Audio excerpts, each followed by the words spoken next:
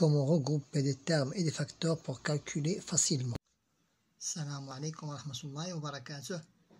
La séance d'aujourd'hui est consacrée à des astuces de calcul, comment trouver la somme ou bien le produit en faisant regrouper les termes ou bien les facteurs en ce qui concerne la somme et le produit pour faciliter le calcul. Donc nous avons ici, premier exemple, 879 plus 36 plus 121 plus 14. Donc nous cherchons un nombre qui est complémentaire à 879 pour qu'on puisse donner un nombre qui se termine par des zéros. Donc 9 plus 1. Donc 879 plus 121. 879 plus 121. C'est le deuxième nombre qui correspond à 879 pour qu'il nous donne un nombre complémentaire. Passons au deuxième groupe. 36. Donc 36, cherchons un autre nombre qui est complémentaire et qui me donne un nombre qui se termine par des zéros. C'est 14. Donc plus 36 plus 14. 879 plus 121 est égal à 1000. Est égal à 1000.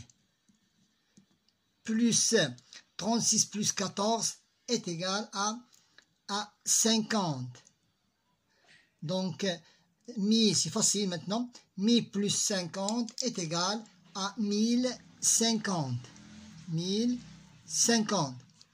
Deuxième exemple. Maintenant, c'est un nombre décimal. 23,2. Donc, au dixième, nous avons ici 2. Donc, cherchons le complément de 2 pour qu'il me donne, par exemple, ici, dixième. 0 ici. Donc, j'ajoute 8. Donc, 8 plus 2 est égal à 10. Donc, 23,2. 23,2 correspond au nombre décimal qui est 76,8 plus pour qu'il me donne 100. Maintenant 5,1 pour compléter, pour qu'il soit un nombre entier naturel, j'ajoute 9. Donc voilà 5,1 plus 4,9 plus 4,9. Donc 5 plus 1,1 plus 4,9. 23,2 plus 76,8 est égal à 100. Est égal à 100. Plus 5,1 plus 4,5 est égal à 10. Est égal à 10. Donc, c'est facile maintenant. 100 plus 10 est égal à 110. Maintenant, passons aux facteurs. Maintenant, nous devons changer, regrouper les termes, ou bien maintenant ici, les facteurs. Nous devons regrouper les facteurs entre 5 fois 2. Donc, je vais changer la place de 2. Donc, 5 fois 2 fois 4,37. 5 fois 2, 10. 10 fois 4,37, c'est facile, sans faire de calcul. Pour multiplier un nombre par 10, je pousse la virgule d'un pas à droite. Donc 34,7. Maintenant, toujours dans le calcul de la multiplication des facteurs, regrouper les facteurs entre eux.